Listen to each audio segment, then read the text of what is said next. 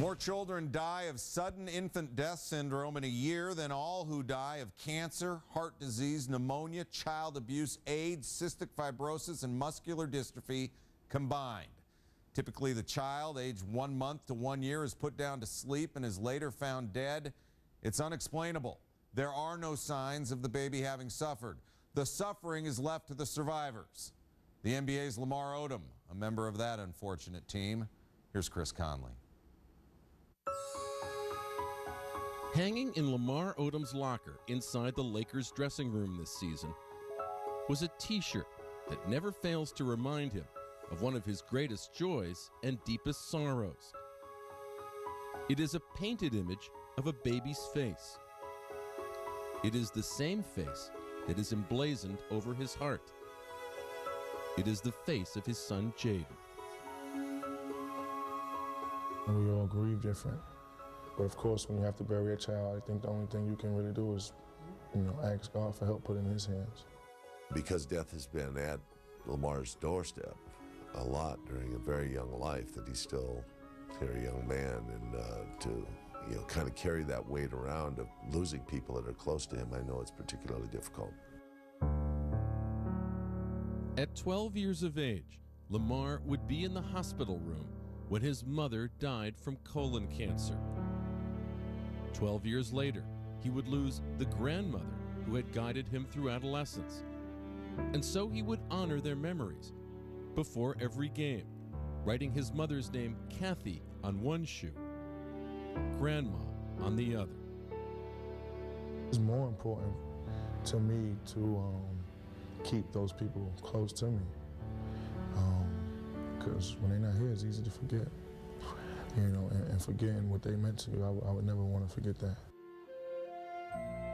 On December 15th, 2005, he would again be in a hospital room for the birth of his third child with girlfriend Liza Morales, a boy named Jaden.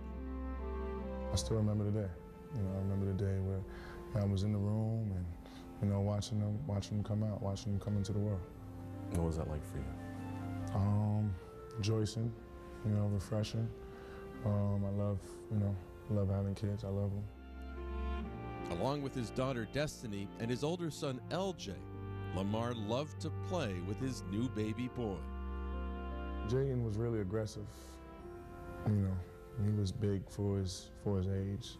He kind of liked to play rough, liked to be thrown on the bed, and like for you to fight with him for his pacifying and things like that. He had really strong eyes. He would just kind of watch me and stare at me like he knew me from somewhere else. Then last off-season, on the morning of June 29, 2006, while his three children were with their mother Liza, Lamar received a desperate call from her. Jaden had stopped breathing. When she called me, she was really frantic, and she couldn't really speak. I was told not to go home, to go to the hospital, and then when I got to the hospital, they just told me that they couldn't revive him.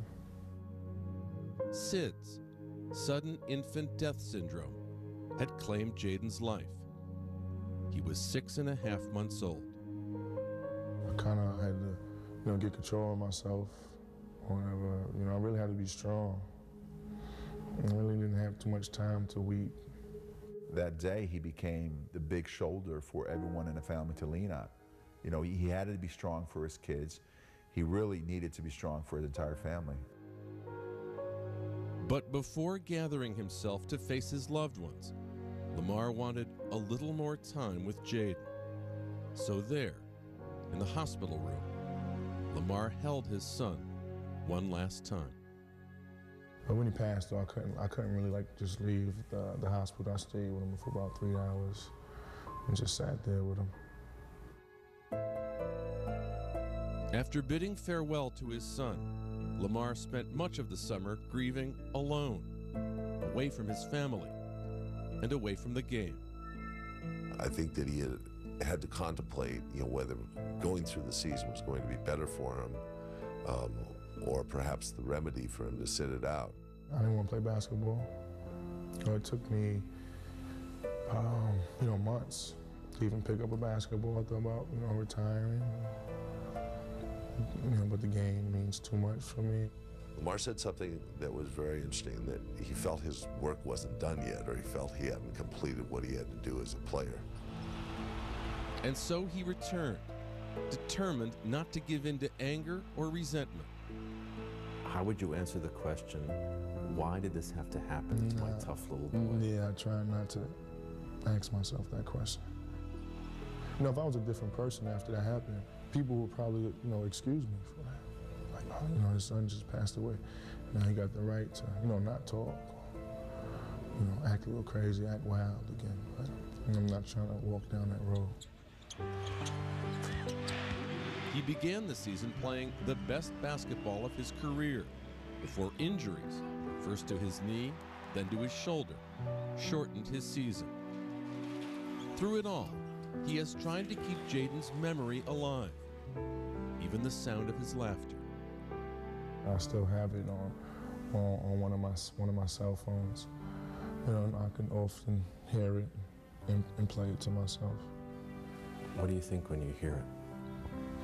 You know, about how much I miss him. I always wonder, like, you know, what was he gonna look like? As he continues to wonder, Lamar Odom will always remind himself of what was, with a face over his heart, an image in his locker, and another name to write on his shoes, in remembrance and love. This summer, Lamar Odom will hold his second Lincoln Park Music Jam in Queens, New York to benefit his foundation, Kathy's Kids. The event will be dedicated to the memory of his son, Jaden.